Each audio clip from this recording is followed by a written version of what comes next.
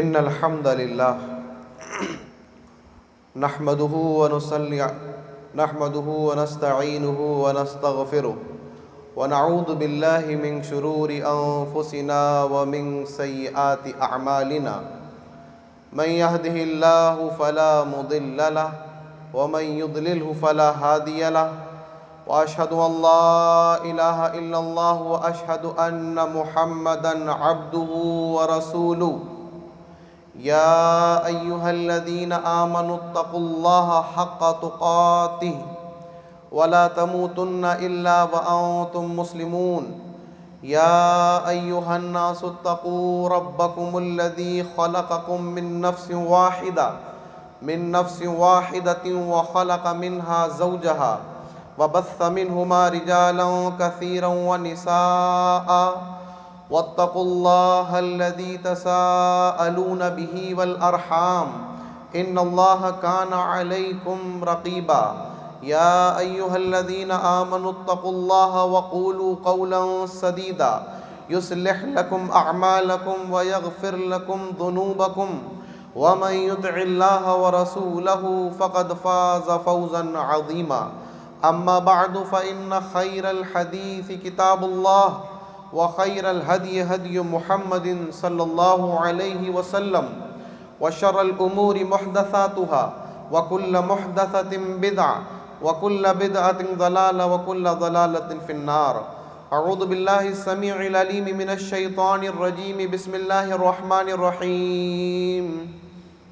قاف والقرآن المجيد بل عجبوا أن جاءهم منذر منهم فقال الكافرون هذا شيء عجيب أإذا متنا وكنا ترابا ذلك رجع بعيد قد علمنا ما تنقص الأرض منهم وعندنا كتاب حفيظ بل كذبوا بالحق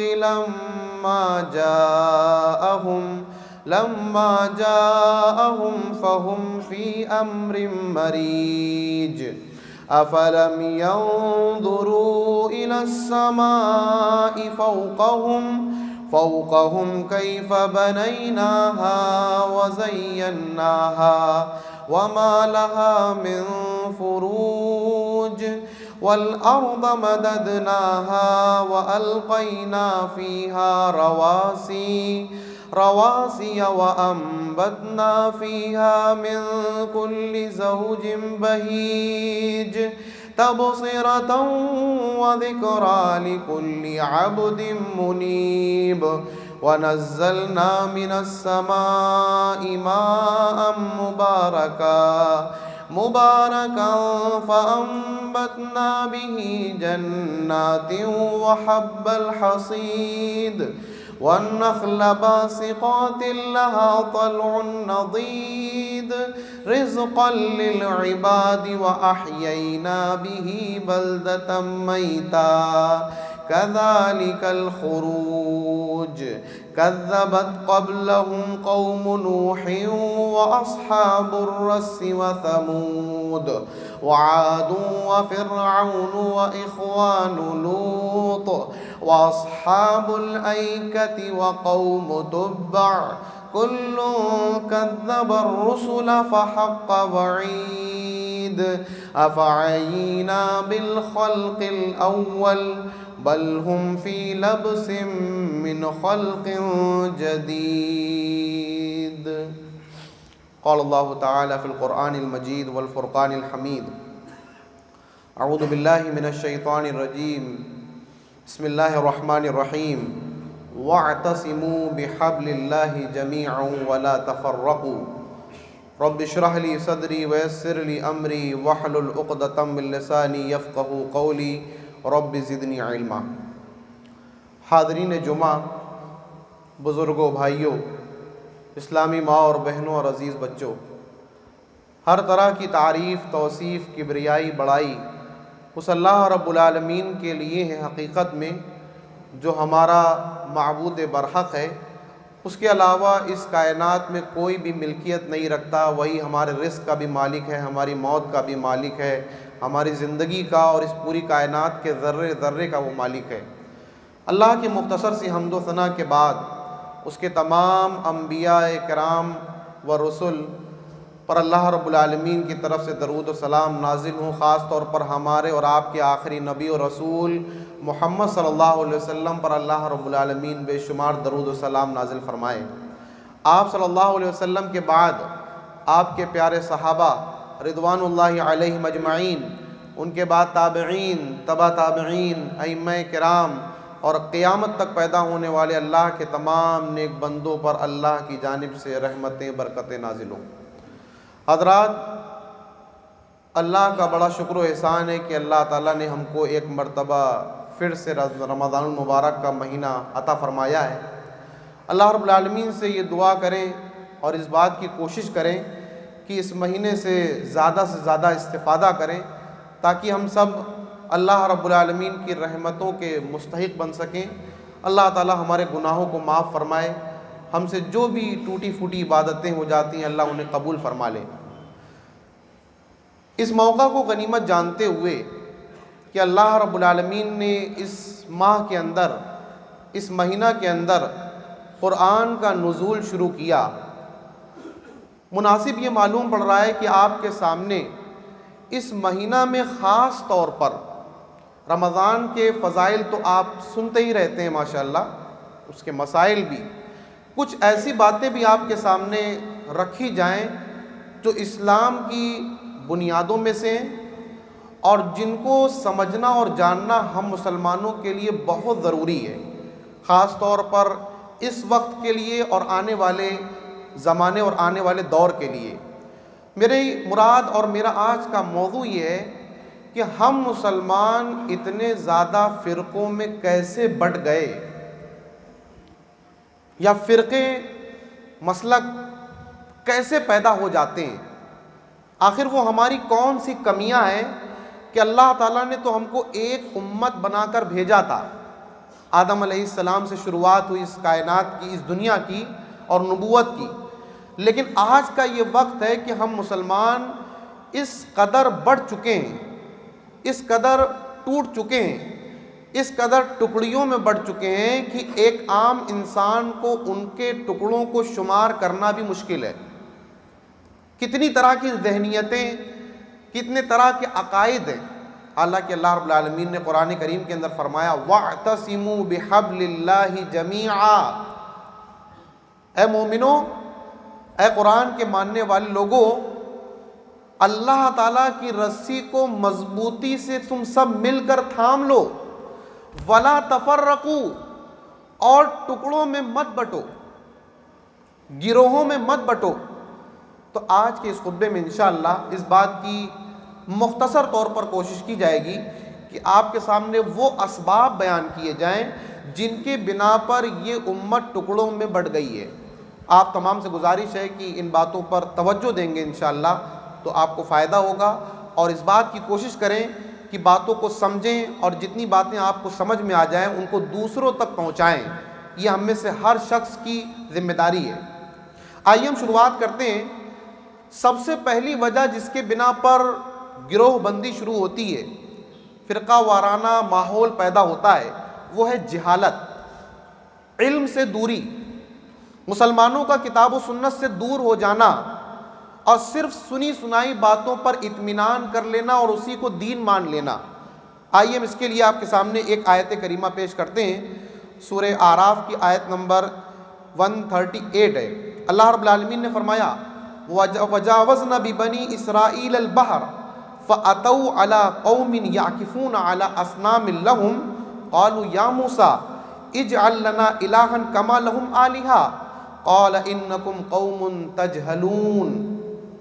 اللہ رب العالمین نے اس آیت کریمہ کے اندر موسیٰ علیہ السلام کی قوم کا ایک واقعہ بیان کیا، چھوٹا سا۔ اللہ رب العالمین نے فرمایا کہ اور ہم نے بنی اسرائیل کو سمندر پار کرا دیا، تو وہ ایک ایسی قوم کے پاس سے گزرے جن کے کچھ خاص بت تھے، کچھ خاص اصنام تھے، جن کے پاس وہ لوگ بیٹھا کرتے تھے جا کر، یعکفونا، وہ وہاں پر جا کر بیٹھتے تھے، ان کے پاس ان کی عبادت کرتے تھے۔ تو موسیٰ علیہ السلام کی قوم یعنی بنی اسرائیل جو کہ مسلمان ہیں، ایمان لائے ہیں موسیٰ علیہ السلام کی نبوت پر اور کلمہ پر، انہوں نے موسیٰ علیہ السلام سے جہالت کی وجہ سے، کم علمی کی وجہ سے، اور حقیقت میں اسلام اور اس دین کی بنیادوں سے دور ہونے کی بنا پر کیا کہہ دیا؟ اجعل لنا الہا کما لہم آلہا، اے موسیٰ علیہ السلام جیسے ان کے کچھ معبودان ہیں جن کے پاس یہ لوگ بیٹھے ہیں تو بڑا اچھا لگ رہا ہے ہم کو، ہمارے لیے بھی کوئی ایک ایسا معبود آپ مقرر کر دیں۔ اللہ اکبر۔ تو موسیٰ علیہ السلام نے کیا کہا؟ انکم قوم تجہلون، تم واقعی وہ لوگ ہو کہ جو علم سے دور ہو، تمہیں معلومات نہیں ہے۔ اس بات کو سن کر ہم مسلمان اس خوش فہمی میں بالکل مبتلا نہ ہو کہ یہ بنی اسرائیل کی بات چل رہی ہے، یہ ہمارے بارے میں اللہ تعالیٰ نہیں فرما رہا ہے، یہ ہماری غلط فہمی ہے۔ مسلمانوں میں بھی یہ سارے کام ہو رہے ہیں، اور اللہ رب العالمین نے جتنے بھی پرانی قوموں کے واقعات قرآن میں ذکر کیے ہیں، واقعی اس امت میں قیامت سے پہلے پہلے وہ سب ہو جائیں گے، ان سب کی ضرورت پڑے گی ان کی اصلاح کی، تبھی اللہ رب العالمین نے ان میں سے بعض واقعات کو قرآن میں ذکر کیا۔ اگر اللہ تعالیٰ پرانی قوموں کے تمام واقعات کو قرآن میں لے آتا تو شاید یہ کتاب کئی گنا بڑی ہوتی، لیکن اللہ نے اس میں سے منتخب کر کے ان واقعات کو قرآن میں جمع کیا جن کی اس امت کو ضرورت پڑے گی۔ اللہ رب العالمین نے اسی لیے قرآن کریم کے اندر فرمایا وَمَا يُؤْمِنُ أَكْثَرُهُمْ بِاللَّهِ إِلَّا وَهُمْ مُشْرِكُونَ، کہ اکثر ایمان رکھنے والے شرک کر رہے ہیں، اور اس کی وجہ کیا ہے؟ علم سے دوری، جہالت کا آنا۔ ہم مسلمان جو اتنے گروہ میں بٹے ہوئے ہیں، اگر آپ مسلمانوں سے بات کریں تو زیادہ تر لوگ آپ کو یہ کہتے ہوئے ملیں گے کہ دیکھیے ہمیں اس بارے میں زیادہ معلومات نہیں ہے، ہمارے مولانا صاحب جانتے ہیں، انہوں نے ہم کو بتایا ہے اور ہمیں ان کی بات پر یقین ہے، اور ہم کچھ نہیں جانتے۔ ہم اتنی بات کہہ کر اللہ تعالیٰ کے ہاں بچ نہیں پائیں گے کہ ہمارے مولانا صاحب تو جانتے تھے، انہوں نے ہم کو بتایا۔ ٹھیک ہے، میں کسی عالم پر الزام نہیں لگا رہا ہوں کہ وہ آپ کو جان بوجھ کر غلط بتائیں گے، لیکن ہم سب انسان ہیں، تمام علماء بھی انسان ہیں۔ اللہ کے نبی صلی اللہ علیہ وسلم کے بعد جتنے، اور آپ صلی اللہ علیہ وسلم خود انسان تھے، لیکن اللہ نے آپ کو نبی بنانے کے بعد آپ کو بچایا۔ انسانوں سے غلطی انجانے میں بھی ہوتی ہے، کسی عالم سے انجانے میں بھی یہ بات منہ سے غلط نکل سکتی ہے، انجانے میں بھی غلطی ہو سکتی ہے، لیکن ہم اس کی بات پر تحقیق نہ کریں یا علم سے اپنا راستہ بالکل کاٹ لیں کہ اب مجھے تو پڑھنے لکھنے سے کوئی واسطہ نہیں رکھنا ہے، یہ بہت بڑی وجہ ہے جس کے بنا پر گروہ بنتے رہتے ہیں اور ان میں کمیاں نہیں ہوتی ہیں۔ ہر شخص کسی نہ کسی عالم کے ساتھ جڑا ہوا ہے، اور اس طور پر دیکھا جائے تو ایک الگ الگ ٹولی بنتی چلی جا رہی ہے، فلاں عالم کے ساتھ اتنے لوگ ہیں، فلاں عالم کے ساتھ اتنے لوگ ہیں، فلاں عالم کے پیچھے اتنے لوگ چلتے ہیں، نعوذ باللہ۔ یہ اسلام کی تعلیم نہیں ہے۔ تو ہم مسلمانوں کو چاہیے کہ ہم علم سے واسطہ کریں، ہم قرآن و حدیث کو پڑھنے کی کوشش کریں، پڑھنے سے مراد اس کو سمجھنے کی کوشش کریں۔ صرف تلاوت کر لینا کافی نہیں ہے ہمارے لیے، یا سن لینا کافی نہیں ہے ہمارے لیے، بلکہ ان کو سمجھنا یہ سب سے بڑا مقصد ہے، ان سے ہدایت لینا یہ سب سے بڑا مقصد ہے۔ پڑھنا تو شروعات ہے۔ آئیے ہم اس کے لیے آپ کے سامنے ایک حدیث بھی پیش کرتے ہیں جس سے آپ کو یہ اندازہ ہوگا کہ قیامت کے قریب یہ جہالت کا دور بڑھتا ہی جائے گا، تبھی قیامت آئے گی۔ اللہ کے نبی صلی اللہ علیہ وسلم نے فرمایا، صحیح بخاری اور مسلم کی روایت ہے، ان بین یدی الساعۃ لایاما ینزل فیہا الجہل ویرفع فیہا العلم ویکثر الحرج والقتل۔ اللہ کے نبی صلی اللہ علیہ وسلم نے فرمایا کہ قیامت کے قریب جب وقت آئے گا تو جہالت اترے گی، یعنی جہالت بہت زیادہ پھیل جائے گی، اور علم کو اٹھا لیا جائے گا، علم کا دور چلا جائے گا۔ ایک طریقے سے لوگ علم سے واسطہ کم رکھیں گے، جہالت آ جائے گی، یعنی انجانے میں لوگ دین کی باتیں کریں گے بغیر کسی معلومات کے، صرف کسی سے سن لیا، کسی نے کوئی میسج فارورڈ کر دیا، اب اس کو آگے بھیجتے چلے جائیں گے کہ اس میں تو لکھا ہے کہ یہ دین کی بات ہے، بس اتنا کہہ دینا کافی ہے، اتنا ٹائٹل اس کے لیے کافی ہے، اب اس کو کروڑوں لوگوں تک پہنچا دو۔ لیکن اس بات پر غور نہیں کیا جاتا کہ وہ چیز کہاں سے آئی، وہ چیز کہاں سے نکلی۔ میں اس کو جو آگے بھیج رہا ہوں، اگر میں نے بغیر تحقیق کے اس کو آگے بھیج دیا اور یہ غلط ہوا تو میں بھی غلط بات کو پھیلانے کا سبب بنوں گا، اور اللہ رب العالمین جب مجھ سے پوچھے گا کہ تم نے پتہ کیوں نہیں کیا تھا، تم نے معلومات کیوں نہیں کی تھی، تو میرے پاس کوئی جواب نہیں ہوگا۔ لیکن اس بارے میں ہم کو فکر کرنے کی توفیق نہیں مل رہی عام طور پر، الا ماشاء اللہ۔ تو ہم اس بات پر دھیان دیں کہ علم سے اپنا تعلق جوڑیں، یہ سب سے پہلی وجہ ہے جس سے ہم فرقہ وارانہ فکر سے دور ہو سکتے ہیں۔ اس کے بعد دوسری چیز، دین کا مطلب ہے کہ اللہ رب العالمین نے دین کو اپنے نبیوں پر اور خاص طور پر آخری نبی محمد صلی اللہ علیہ وسلم پر اس دین کو پورا نازل کر دیا، اور اس میں اب کسی طرح کی کمی بیشی کی کوئی گنجائش نہیں ہے۔ اس بات کا عقیدہ رکھنا اور اس بات کو ماننا کہ دین جو کچھ تھا وہ نازل ہو چکا ہے، اب اس میں کوئی بھی نہ گھٹانے نہ بڑھانے کی ضرورت نہیں ہے، اس کو اسی طرح فالو کیا جائے گا ہمیشہ قیامت تک کے لیے۔ لیکن عام مسلمانوں کو یہ چیز اچھی نہیں لگتی، شاید ان کو نئے نئے کام بڑے پسند ہیں۔ اللہ کے نبی صلی اللہ علیہ وسلم نے بہت ہوشیار کیا، ایاکم ومحدثات الامور فإن كل محدثة بدعہ فإن كل بدعة ضلالہ۔ اللہ کے نبی صلی اللہ علیہ وسلم نے فرمایا، ترمذی، ابو داؤد وغیرہ کئی کتابوں میں یہ حدیث موجود ہے، خطبے کے درمیان اس بات کو پڑھا جاتا ہے ہر خطبے میں کہ دین کے نام پر ہر وہ کام جو دین سے ثابت نہ ہو وہ بدعت ہے، اور ہر بدعت گمراہی ہے، چاہے وہ دکھنے میں اچھی معلوم ہو یا بری۔ تو جب تک ہمارے اندر یہ فکر نہیں آئے گی کہ دین وہی ہے جو محمد صلی اللہ علیہ وسلم پر نازل کیا گیا اور آپ کی زندگی میں اسے پورا بھی کر دیا گیا، اب اس کے بعد جتنے بھی کام آئیں گے دین کے نام پر، ان کا دین سے تعلق نہیں ہوگا۔ اگر اللہ کے نبی صلی اللہ علیہ وسلم نے ان کے بارے میں کچھ بھی نہیں بتلایا تو آئیے ہم ایک آیت کا مطالعہ کرتے ہیں اور پھر بات کو آگے بڑھاتے ہیں۔ اللہ رب العالمین نے فرمایا، سورہ مائدہ کی 3 آیت ہے اور یہ بڑی عظیم آیت ہے۔ یہود کہا کرتے تھے کہ اگر یہ آیت جس دن نازل ہوئی اگر ہمارے دین میں نازل ہوتی تو ہم اس کو عید کی طرح مناتے۔ وہ آیت کیا ہے؟ الیوم اکملت لکم دینکم واتممت علیکم نعمتی ورضیت لکم الاسلام دینا۔ حجۃ الوداع کے موقع پر یہ آیت اتری۔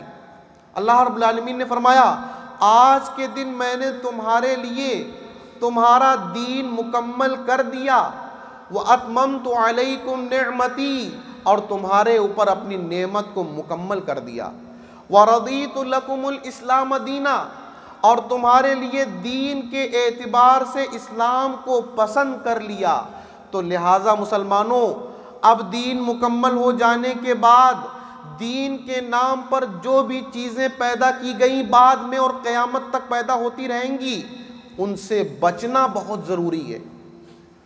جو نئی نئی چیزیں پیدا کی جا رہی ہیں دین کے نام پر، یہ فرقوں کے بننے کا بہت بڑا سبب ہے۔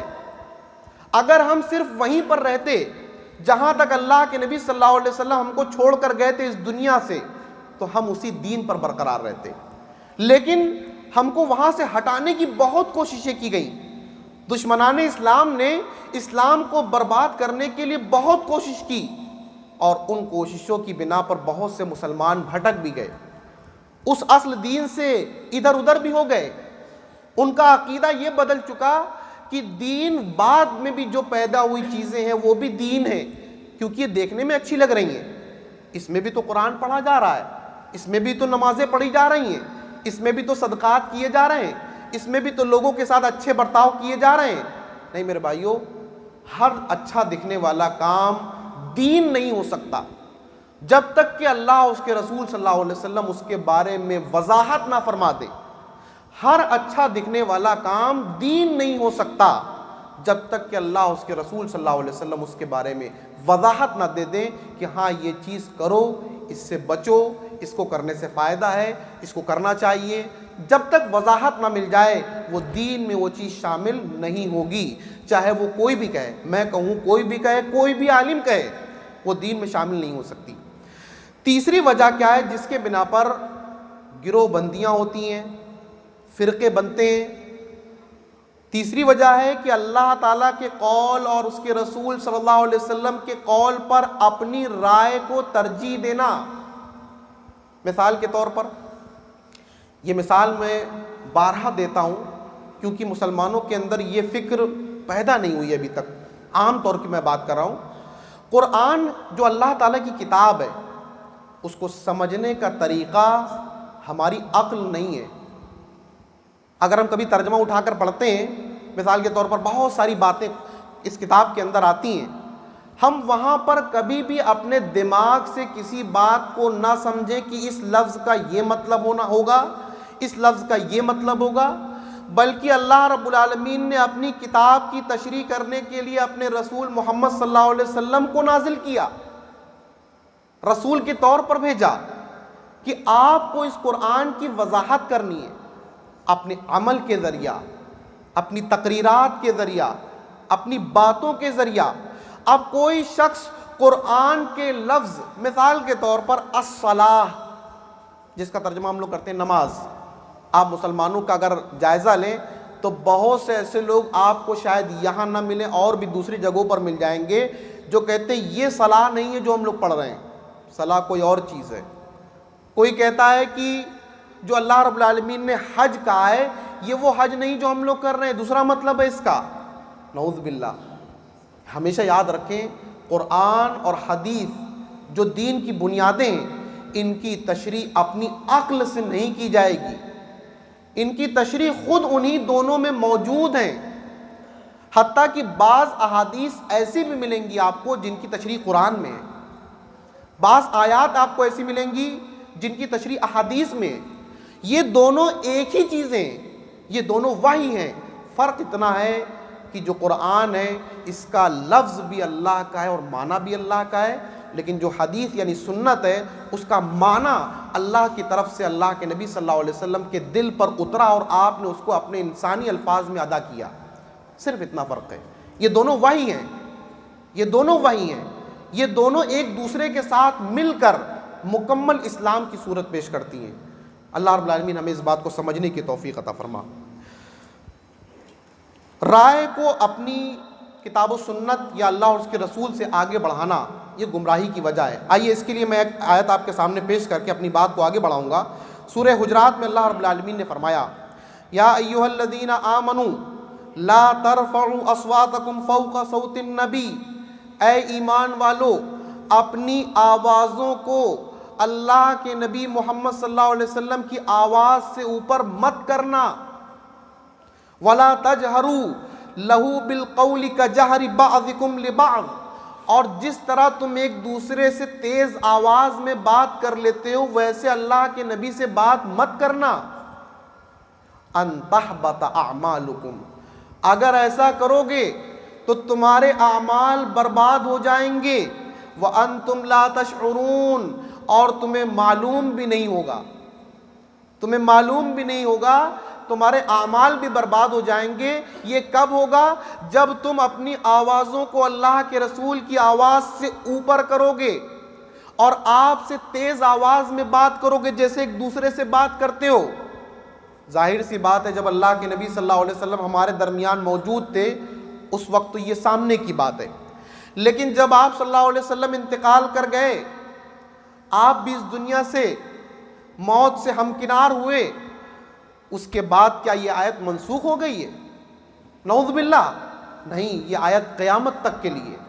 آپ صلی اللہ علیہ وسلم کے جانے کے بعد یہ بات جڑ گئی ہے آپ کی احادیث سے، آپ کی سنتوں سے، آپ کے اعمال سے، آپ کی تقریرات سے، کہ جب اللہ کے نبی صلی اللہ علیہ وسلم کا قول آ جائے تو اس کے بعد کسی بھی امتی کا قول اس کے سامنے مخالفت میں مت رکھنا۔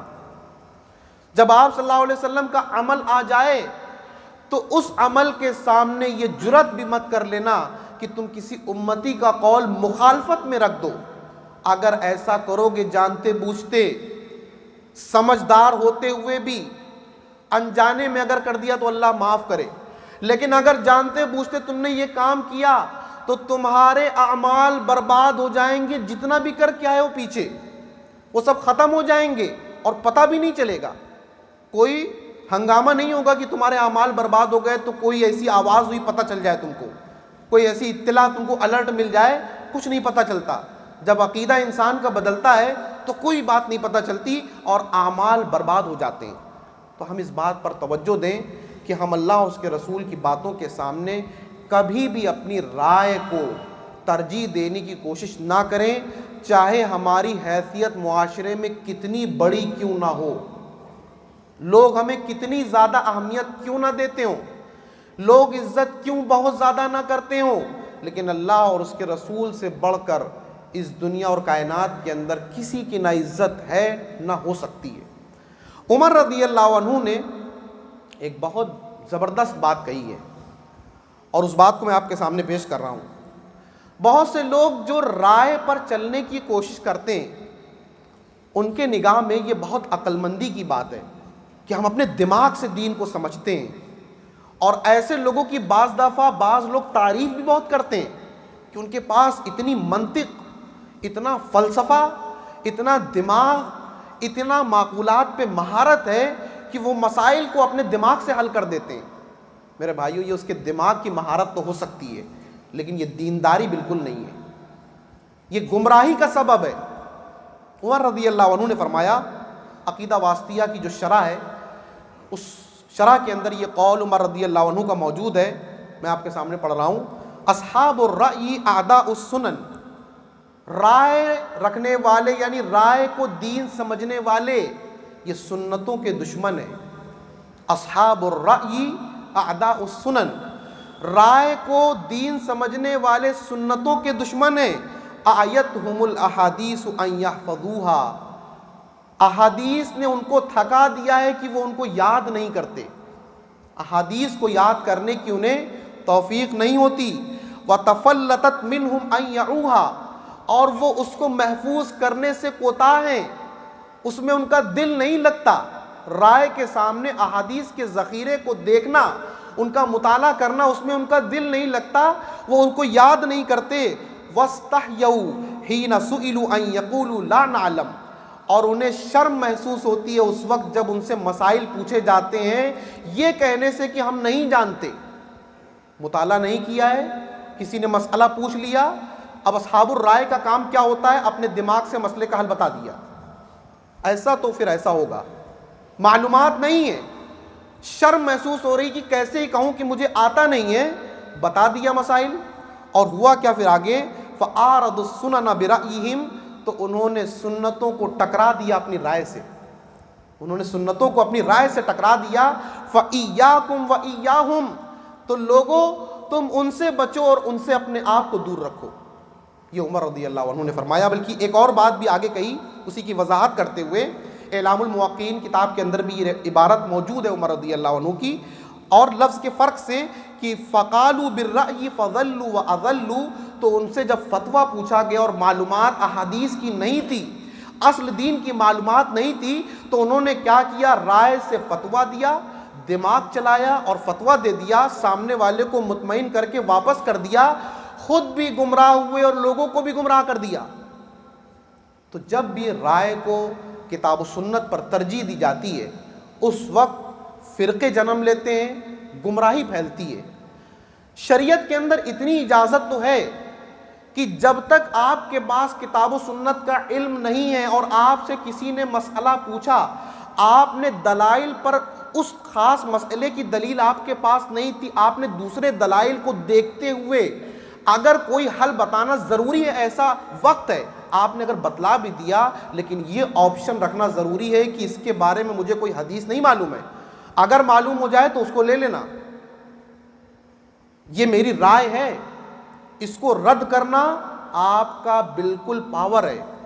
جبکہ صحیح حدیث اور آیت اس بارے میں جو میرے پاس نہیں ہے مل جائے تو اس کو رد کر دینا. میرا کام صرف اتنا ہے کہ آپ کے مسئلے الجھے ہوئے ہیں تو مجھے جو معلومات ہیں بتا رہا ہوں, اور اگر نہ بتائے تو اور اچھا ہے, دوسرے علماء کی طرف ریفر کر دیں کہ جن کے پاس اس بارے میں معلومات ہیں ان سے آپ پوچھیں جا کر. پانچویں چیز جو کہ فرقہ بننے کا ذریعہ بنتا ہے, سبب بنتا ہے, وہ کیا ہے؟ بحث کو حد درجہ آگے لے جانا کہ وہ جھگڑے کی صورت میں اختیار کر لے, یعنی جھگڑے کا ماحول پیدا کرنا, مسائل کے اندر اور فاسد تعویلات کرنا. بہت سے مسلمان ایسے آپ کو ملیں گے اس فکر کے کہ اگر آپ ان کی بات کو رد کرنے والے ہوں گے یا قریب ہے کہ ان کی بات غلط ثابت ہو جائے تو وہ اپنی بات کو مضبوط کرنے کے لیے جھگڑے کی صورت پیدا کرتے ہیں, بحث کو اتنی اوپر لے جاتے ہیں کہ جھگڑا ہو جائے, بات یہیں سے ختم ہو جائے اور سامنے والا چپ ہو جائے, تحقیق کا جو کام چل رہا ہے وہ بند ہو جائے. یہ ماحول مسلمانوں میں نہیں ہونا چاہیے. ٹھیک ہے, ابھی آپ کو جو صحیح لگ رہا ہے آپ کریں, لیکن آپ بات کریں, سامنے والے کو بھی مطمئن کریں, آپ بھی مطمئن ہو.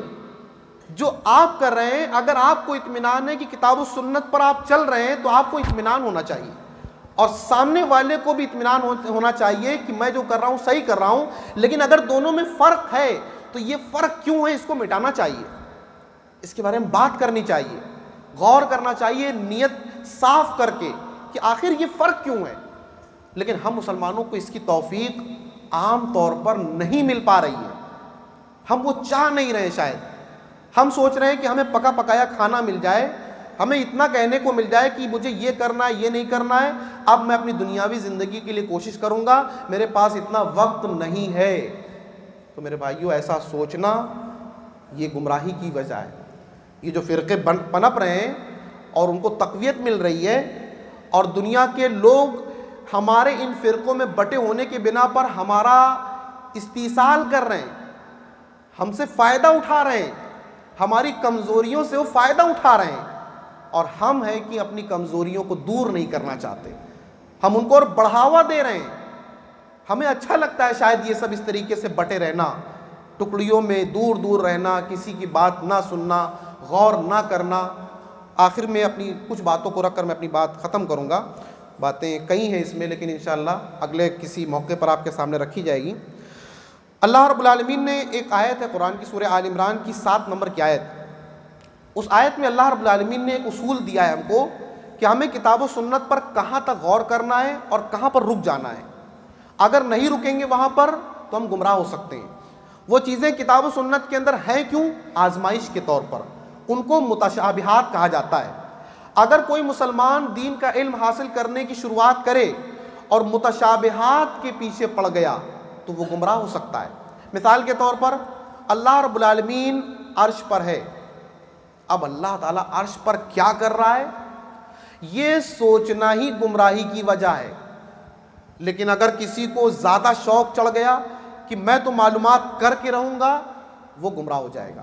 اللہ رب العالمین نے لمٹ بنائی ہے, ہر شخص کے, ہر مسلمان کی ایک لمٹ بنائی ہے کہ آپ کو یہاں تک معلومات کرنی ہے, اس کے بارے میں زیادہ معلومات کرنی, اس کے بارے میں صرف اتنا جتنا ہم نے آپ کو بتا دیا اتنا ایمان رکھنا ہے. آئیے ہم اس آیت کو بھی آپ کے سامنے پیش کریں.